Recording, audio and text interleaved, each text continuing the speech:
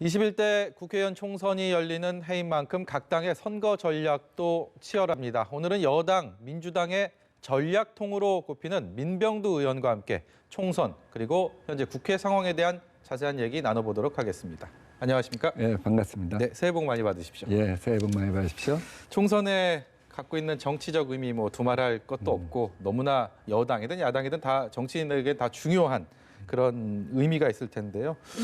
저희가 앞서 소개해드린 것처럼 여당의 전략통으로서 이번 총선 어떤 시대 정신, 어떤 의미를 가지고 치르겠다 이런 예. 다짐이 있는지 듣고 총선, 싶습니다. 대선은 다 굉장히 시대 정신을 잘 읽어야 한다는 말을 많이 합니다. 시대 정신, 그것은 이제 국민들의 시대적 요구라고 할 수가 있는데 지금까지는 우리가 영입의 키워드 이런 걸 봐도 이렇게 미래, 혁신, 공정 이런 여러 가지 중요한 단어들을 갖다 많이 나열했습니다. 예. 이것은 그 자유한국당이 지난 몇 개월 동안 광화문에서부터 국회에서 계속해서 장외투쟁하고 삭발하고 단식하는 낡음에 대비하는 그 새로운 변화 이런 건데요. 네. 저는 여러 단어를 나열할 수 있지만 사람들이 현장에서 느끼는 거는 활력, 생기인 것 같아요. 다시 뛰어보는 대한민국. 예. 이런 거에 대한 기대.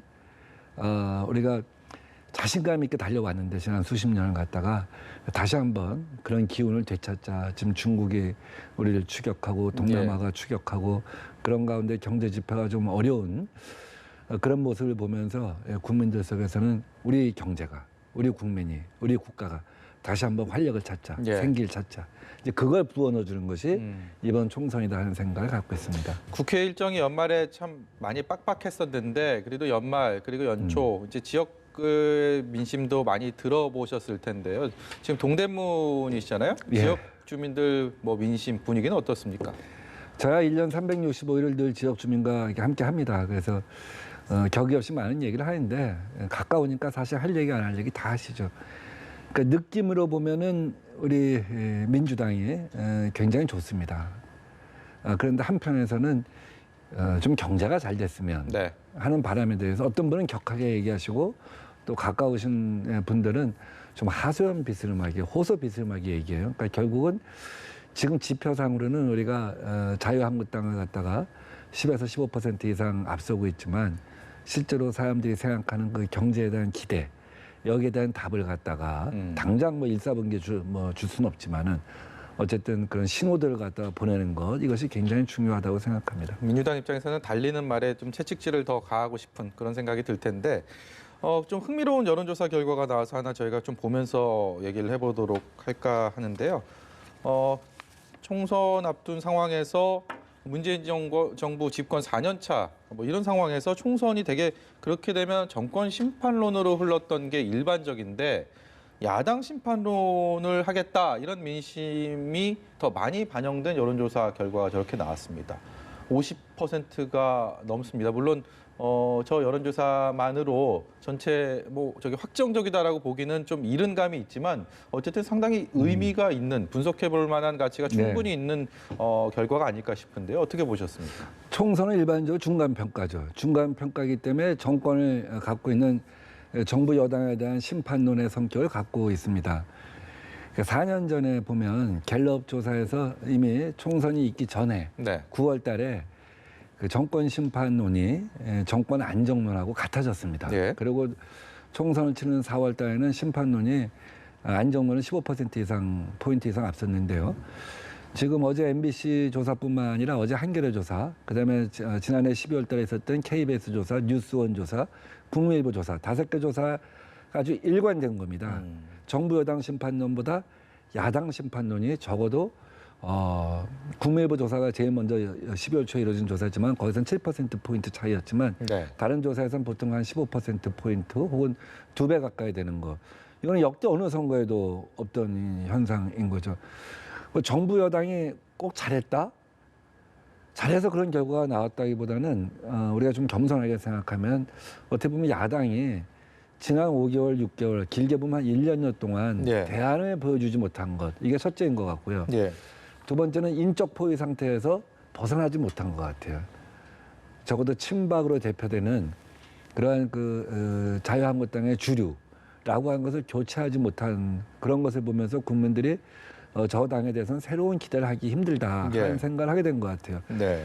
그래서 자꾸 아까 제가 뭐 이번 시대 정신이 활력 생기라고 했지만 어떻게 보면 낡음과 미래, 낡음과 변화, 낡음과 혁신 이런 식으로 어떤 이 구도가 짜여져 가는 것이 아닌가. 네. 우리는 그 활력과 생기라고 하는 시대 정세에 맞춰서 새로운 미래 변화를 충족시켜 주는 것이 아닌가. 그러다 보니까 점차 더 지금은 야당 심판론으로 가고 있는 것이 아닌가 하는 생각이 들고 여기 아마 한 달만 더 지나면 막 굳어지는 흐름이 되지 않을까 싶습니다. 예. 총선 2달 앞두고는 그 흐름을 여론의 흐름을 바꾸기는 어렵다고 그럼 그 봅니다. 한 달이라는 기간이 자유한국당을 비롯한 뭐 야권에서도 상당히 중요한 시간이지만 민주당으로서도 상당히 의미가 있는 그런 시간일 수밖에 없겠네요. 그러니까 저희는 더 겸손하게 국민들이 생각하는 새로운 미래 변화 이런 것에 대해서 더 우리가 갖춰 나가야 한다고 보고요.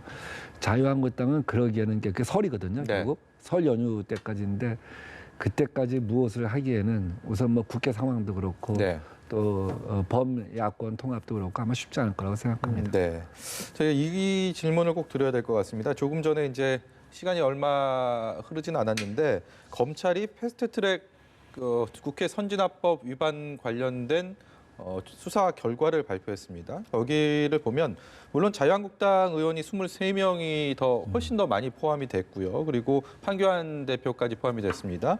그리고 민주당은 5명, 뭐 이종걸 의원, 박범계 의원, 표창원 의원, 김병욱 의원 저희가 화면을 통해서도 보고 있습니다만 여기에 대해서 민주당도 공수처법이 통과되니까 보복성 기소를 했다라고 강한 유감을 표명했습니다. 이 검찰의 수사 결과는 민주당에서는 어떻게 보고 계십니까?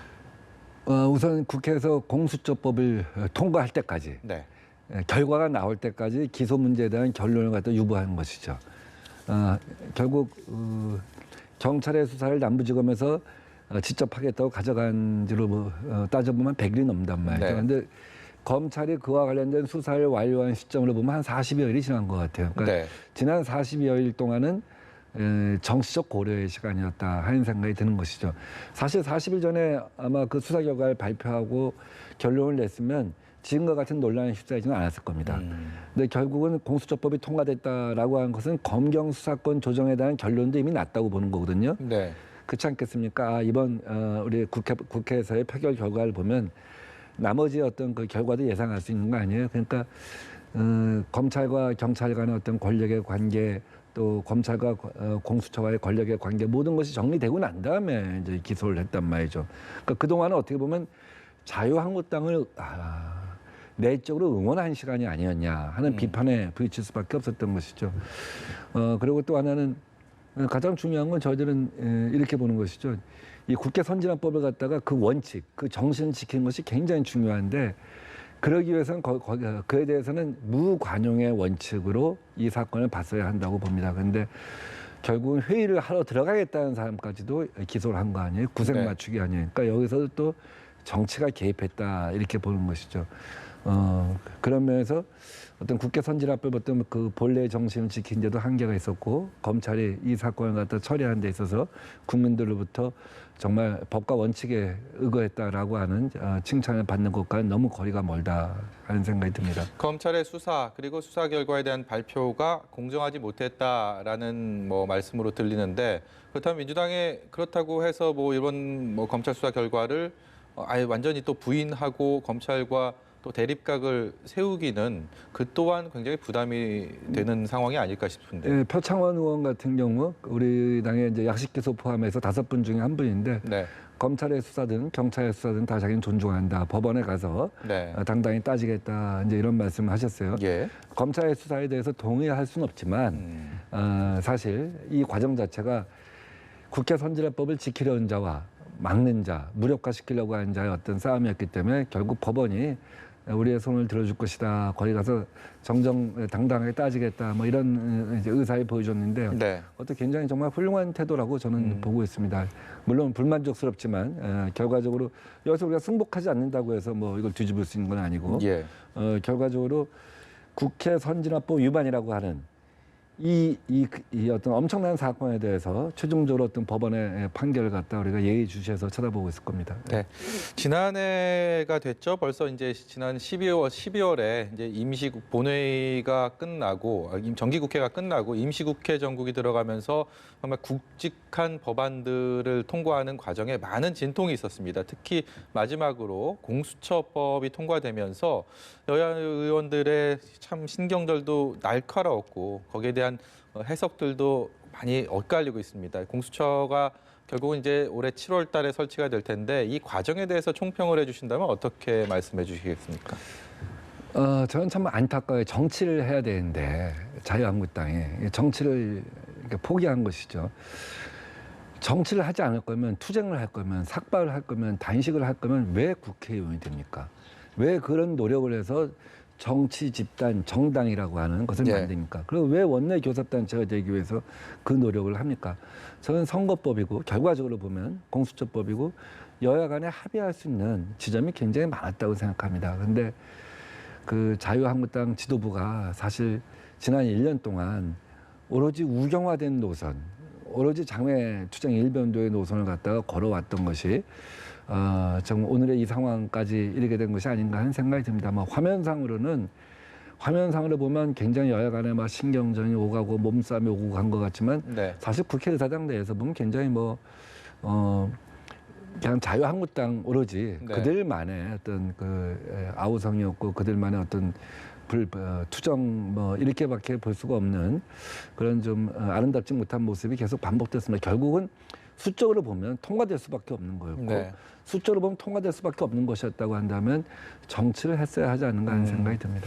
금태섭 의원의 이름이 언론지상에 많이 거론되고 있습니다. 금태섭 의원이 이른바 그 조국 전 장관에 대한 청문회 과정에서도 청문위원으로서 조금 다른 민주당 의원과는 좀 다른 견해를 내서 일단은 좀 화제가 됐었는데 이번에도 공수처법 관련해서 기권표를 던졌고 거기에 대한 후폭풍이 만만치 않게 일고 있습니다. 민주당 그 게시판에서는 당원들이 출당 요구까지 하고 지도부에서도 여기에 대해서 뭔가 액션에 들어갈 것이 아닌가라는 관측이 나오고 있는데요. 여기에 대해서는 어떻게 평가하십니까? 일단 우리 조응천 의원 같은 경우는 조금은 생각의 지점은 다르지만 금태섭 의원과 같이 이 당론의 결정 과정과 당론에 대해서 비판적인 입장이었습니다만 본인 자신이 수차례 공개적으로 자기의 의견을 개진할 기회가 있었기 때문에 자기는 이제 그걸로 충분하다고 보고 당론 결정에 대해서는 다른 어떤 과정을 밟겠다 이제 이런 좀 차별화된 태도를 보인 것 같습니다. 네. 저는 그것이 당인으로서는 굉장히 중요한 지점이라고 생각합니다. 금태섭 의원이 얘기하는 비판의 지점도 우리가 이해 못하는 것은 아닙니다. 검경 수사권 조정이라고 하는 것 그것이 가장 완벽한 대안일 수 있다 하는 얘기지만 우리가 한국적인 어떤 그동안의 그 발전 과정을 볼 때는 공수처라고 하는 과정을 통해서 그런 단계를 통해서 궁극적으로 다른 나라와 같은 그 10년이 걸릴지 20년이 걸릴지 30년이 걸릴지 모르지만 그런 검경 수사권 조정의 과정으로 가겠죠. 근데 그런 과정에서 불가피하게 우리가 공수처법이라고 하는 걸 갖다가 만들어서 별도의 제3의 사정기관을 만들었던 것 네. 이것의 한국적 특성을 이해하고 금태섭 의원이 동의하는 절차를 밟았더라면 하는 아쉬움이 남습니다.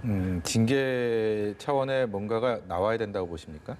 아마 조국 장관 청문회 때 금태섭 의원이 비판을 했었지만 네. 당에서는 금태섭 의원을 또 총선 기획단의 일원으로 그렇죠. 이렇게 예.